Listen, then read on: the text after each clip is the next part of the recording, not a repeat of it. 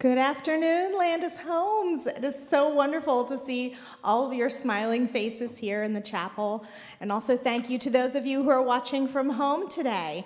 We have a special treat. We have Francis Drost and Kirsten Myers, who together are known as Double Keyed. And this year, they put together a special Christmas album titled Midwinter's Gift. And they're going to be sharing that music with us this afternoon. So without further ado, here is Double Keyed.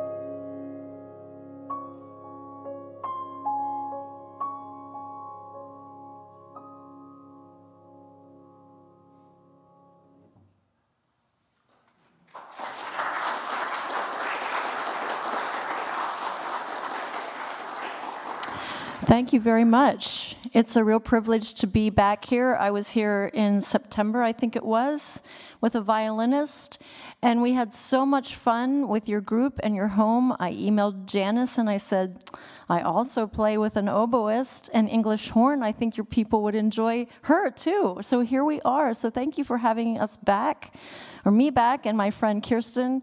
We met 9 years ago when I was putting on a Christmas show called Portraits of White. And we hired an orchestra to bring my album music alive on stage, and Kirsten was the oboist that was hired. She plays in the York Symphony. You have for 20-some years? 26. She doesn't even look old enough to do that, right? 26 years. You started when you were 3. And then Reading Symphony Orchestra. Berk Sinfonietta. Reading Pops Orchestra, and various trios. It is so much fun to work with Kirsten. So a year ago, this time, Kirsten was baking Christmas cookies, peanut butter blossom cookies to be exact. And she was listening to her Spotify playlist and noticed there was very little, if any, piano and oboe Christmas music. And she said, I should change that.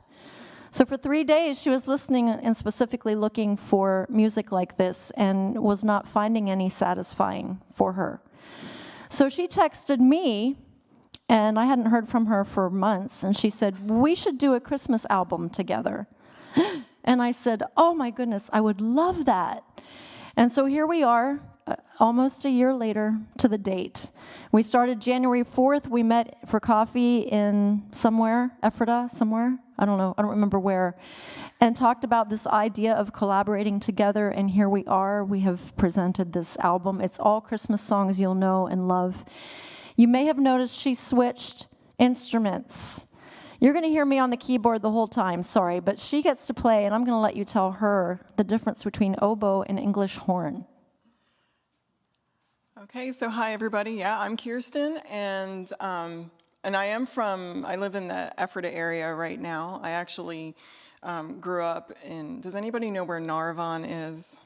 Narvan, oh, look. You're my favorite audience ever. So I grew up in Narvan area, went to Garden Spot High School, and anyway, ended up in Ephrata, and so yes, I've studied oboe. I went to IUP for my undergrad, and I went to Michigan State for my master's in oboe performance. And so what I'm holding right here is an English horn. So some of you may know what this is, some of you may not. I'm just going to show you the difference in size here. So what I was just playing, the oboe, and then here is the English horn. So they're in the same family. They're both double-reeded instruments, just like the bassoon as well. But the English horn is a little bit longer, so the sound is a little bit lower, and it also has this fun egg-shaped bell down here, which also helps give it its special tone. It just gives it a different resonance than the oboe. So, and they both use, well, it's a double reed, but they're different kinds of reeds. So, and I can talk about reeds later. We can talk all day about reeds. But I won't torture you because I like you so much. Anyway, but the next 3 pieces, and actually what we just played was Sing We Now of Christmas and Jesu Bambino. The next 3 will be on English horn, starting with O Come, Emmanuel, What Child Is This, and O Holy Night.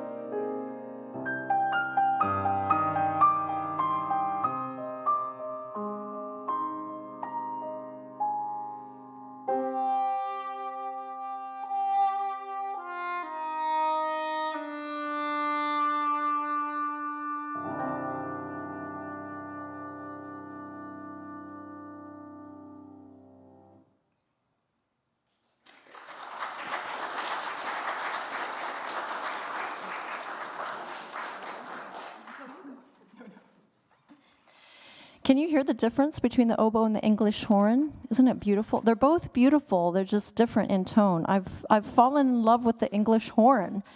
It has been so fascinating to work with Kirsten because she is very well trained and just she's solid musician. I feel like sometimes I can lose it on the piano, but I'm learning from her how to just keep going. And Easily lose it. you can easily, I've not heard you easily lose it, but I wanted to show you my toys because she's shown you her toys. Hers are more fun, I guess, than mine. We are called double-keyed because of her double-reed instruments, and we just have a play on words. So I have my keys, she has her reeds, and we're double-keyed. We started as a duo in 2018, 19, I can't remember, but we enjoyed playing so much together. She joined me at Penn State Milton Hershey Medical Center. I played there every week, and she said, hey, we should play there together. And I said, I would love that. So we formed this little duo, and then COVID hit, and we weren't able to play together for a while. But now we're back, and we're so happy. So some of you said, oh, I want to sit and watch your fingers on the keyboard. And somebody said, you didn't have any music last time. Well, I do today. And I love how it's just beautiful. Sometimes you don't need music, but sometimes you do, especially when you're playing with a very good orchestra player. Everybody needs a map, and so we have our map. But what I found was that the arrangements we had created, which we hired somebody in Nashville who had worked with us before, but we hired him to write arrangements just for us, because we're special.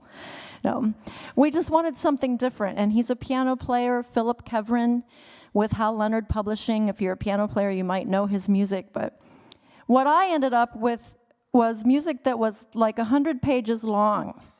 And I was too busy on the piano to turn pages. So I began researching there's got to be another way with all the technology. So there is. I got an iPad, and all my music is on here. And then I just turn the page by pressing the pedal. As long as the pedal works. So I've learned to carry backup music just in case, but I'm not sure what will happen if we're in the middle of a song and the pedal doesn't work. But anyway, it functions wirelessly, so I can go forward and back. Now, when I first got this, I learned that you could turn pages just by nodding your head or going like this. And I did both, and it works. You program it to read and interpret your gestures, and it'll turn pages. But I began to realize that now I would learn how to just always be going like this, and I didn't want that, so I got the foot pedal. And the problem is now when I'm playing with written music and pages, I push the pedal and nothing happens. I still have to turn the page. Anyway, that's my toys for the day. But do you want to tell about Oh Holy Night, or do you want me to? You can tell. You're better at Well, Oh Holy Night is a very revered song. And Philip, when he was arranging this, said, I want to make this arrangement very reverent and kind of honor the English horn. So he said, I know usually we have big dramatic solos and everything on Oh Holy Night, but I'm taking a different direction with this. And I think it's very, very beautiful. So here's Oh Holy Night on the English horn and the piano. But now my music, oh no, my music is there. Is it working? It is.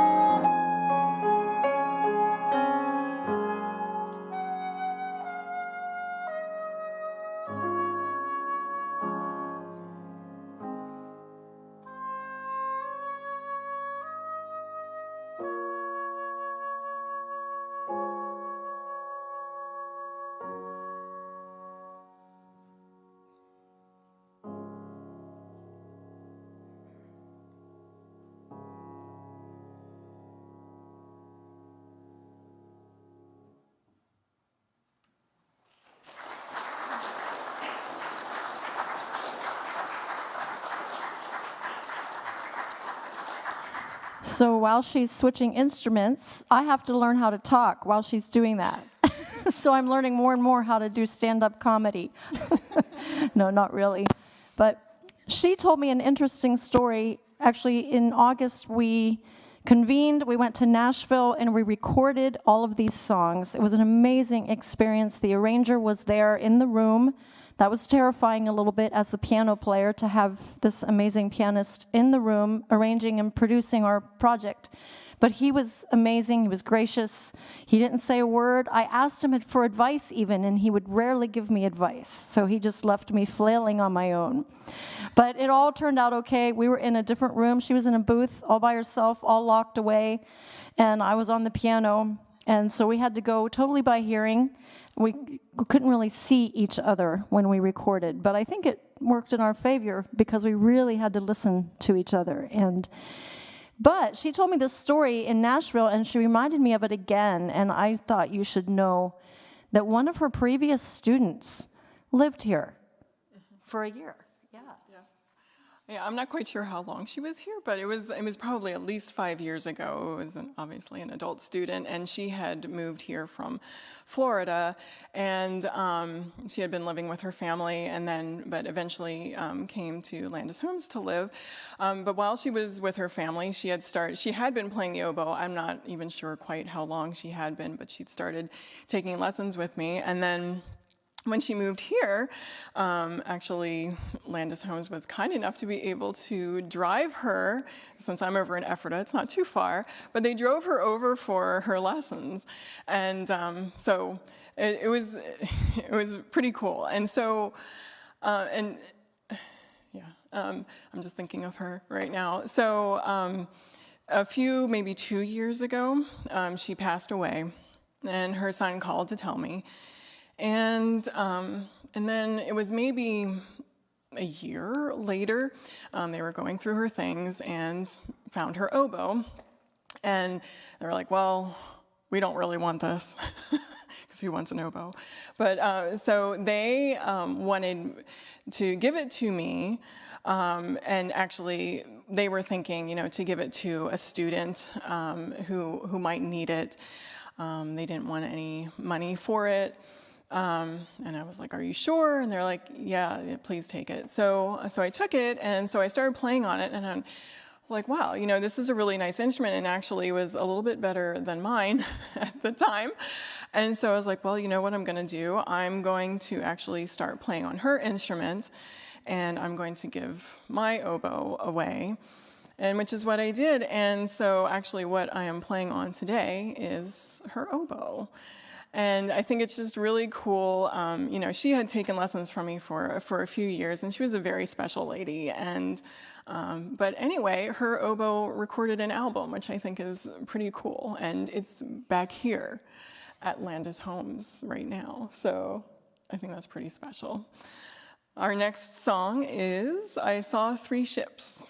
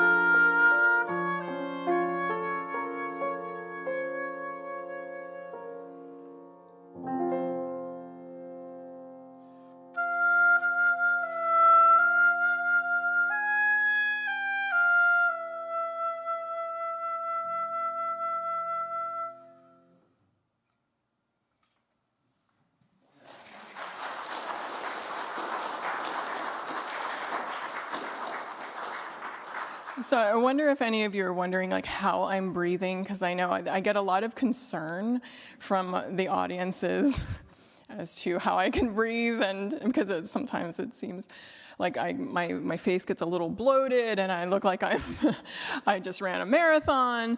So the answer is I don't know. But for playing a double-reeded instrument, especially the oboe, because it's such a small opening, we take in like a normal breath of air. But what happens is because it's so small, only a tiny bit of that air is coming out. So then we get what we call like dead air. It's just sitting there, and we need it for support actually, and to help us like push through our phrases and that kind of thing. So then it ends up looking like you're really struggling, which, well, and maybe sometimes I am, but my point here is, I don't know if I have a point, but what I do want to say is that when I am breathing, and you really need an accompanist, and somebody who is in tune to what you are doing, and and feeling that struggle that you're having, but understanding, like, where you're going to be breathing and ending your phrases and that kind of thing. And that's one of the reasons why I love playing with Frances, because she's just so attuned to that, and I really appreciate it. And you can tell, like, she really is listening and catching me in certain spots, and so it's nice to have that support. So thank you, Frances. So our next piece, I don't know what it is. So In the Bleak Midwinter. Right, okay, so In the Bleak Midwinter was the first piece that our arranger had sent to us, actually, and it was on March 1st of this year that he sent it to us, and it was a bleak midwinter day when he sent it, and it's just a beautiful arrangement, and actually partially where the album name came from. The album name is Midwinter's Gift. So Midwinter actually comes from this song, and the gift part of it, sure, I mean, it does have something to do with the holiday and Christmas, but throughout this whole process, now it's been almost an entire year that we've been working on this, and I've told her a few times and throughout that the whole process was just an absolute gift, and in some ways just magical. It was a gift that she gave to me, saying yes to going on with this project and supporting it. There was that, and there was the gift of, working with the arranger and the producer that we did, and how, my reeds didn't break when I was in Nashville and recording. And nothing disastrous happened with my instrument and that kind of thing. So, but this album is also a gift to my family as well, because, they hear a lot of squawking going on when I'm teaching at home with my students and just playing by myself, and because I make my own reeds and I'm like squawking on them as well. And so, it's a little painful for them. So this was kind of a gift, like, oh, hey, I really can play this instrument. And because I have 3 kids, and they're like, oh, Mom does maybe know what she's doing. And but then also, because we had commissioned these arrangements, it's also a gift for other oboists as well. So just some new and we feel, great arrangements that Philip wrote. So anyway, we hope you enjoy In the Bleak Midwinter.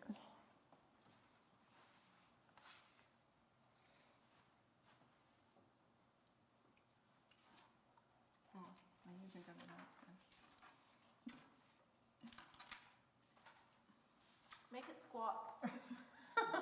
Demonstrate the squawk. That's what my family hears. And why do you do that? Tell them why you do that. Oh, okay. So, Interesting. okay, so what I just did was crow the reed. They call it crowing it. And so when I do that, it actually tells me a lot about the reed itself and how it's going to play. And if it crows easily, it's going to be a reed that you can play easily, and it will respond right away. The pitch that it's supposed to crow is a C. Oh no, No. the C? Just a C, yeah. Okay, so I'm like at a B, but don't tell anybody. So, But anyway, but that will help tell you if it's going to be in tune or not and that kind of thing. So there is a reason why I do that. So.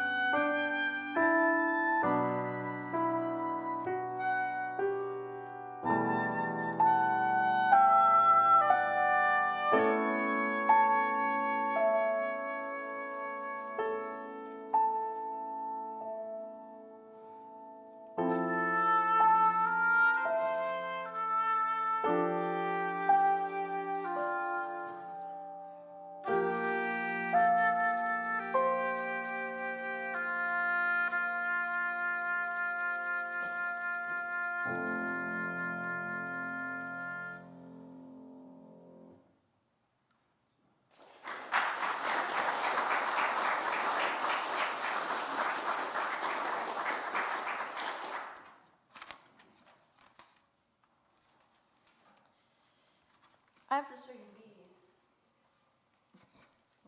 This is her reed box. All of the little people that she makes by hand.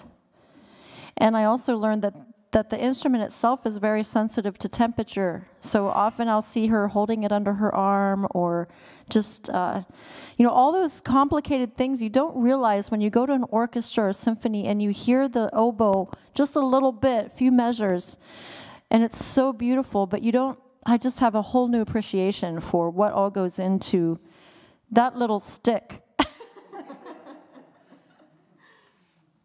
So the we told you that she noticed there was a void for oboe and piano music on Spotify, and we are now happy to tell you that you can find our album on Spotify, Pandora, all of the streaming places, Apple Music. And I noticed in the bathroom over there that you have a little list of what to do when you have the winter blues here. I love that list. One of them is to wrap yourself in a blanket and drink hot chocolate and listen to music and put up twinkling lights. And I thought, oh, you can listen to us on Spotify. Isn't that so much fun? But we actually have CDs back there too. They're autographed. We would love if you'd like to take some home with you and buy some for your family gifts, last-minute gifts. But we are so happy to have done this project together. And what we didn't know was not even 2 weeks after we released it, somehow we ended up on Billboard music charts in classical crossover albums. So I don't know, here I am at 56 on the Billboard chart. I'm like right under Andre Bocelli.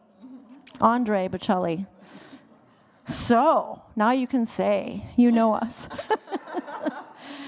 But this next, look at you. The next song we're going to do is one that we had Philip commissioned him to do a few years ago for my Christmas concert. And that's probably when we fell in love with his arranging for piano and oboe. So this song came a few years ago, but it's on the album also. And it's a good one for us. We're kind of quirky, and we wander around as we wonder.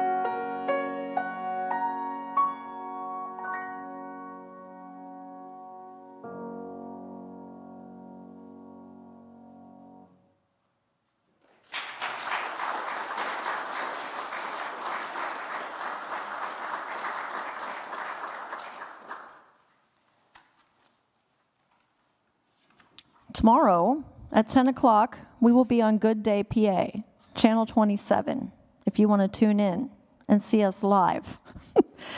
Oh, there's nothing like TV cameras in front of your face when you're trying to play to make you nervous. But we've been on before. We've been in the middle in impeachment hearings and COVID. So we're just learning how to roll with punches, whatever comes our way. But we would love to see you through the TV tomorrow. But thank you for having us today. Thank you, Janice. I noticed you've been here 35 years.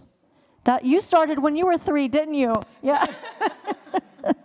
So thank you for having us. And this last piece is very, very special. On February 22nd of this year, we finalized the set list, the 10 songs we wanted to record. And Carol of the Bells was on this list. What we didn't know was that 2 days later, Russia would invade Ukraine. And this song was written over 100 years ago by a Ukrainian in the midst of political upheaval. And he called it The Little Swallow. It was originally about a little bird who would go around and bring cheer and promise of wealth in the spring to households. But an American choir conductor heard the song and felt the sound and the lyrics reminded him more of bells. So he changed it to Carol of the Bells. So whether you hear bells or swallows when we play this, we offer it with the rest of the world, praying for peace for Ukrainians everywhere.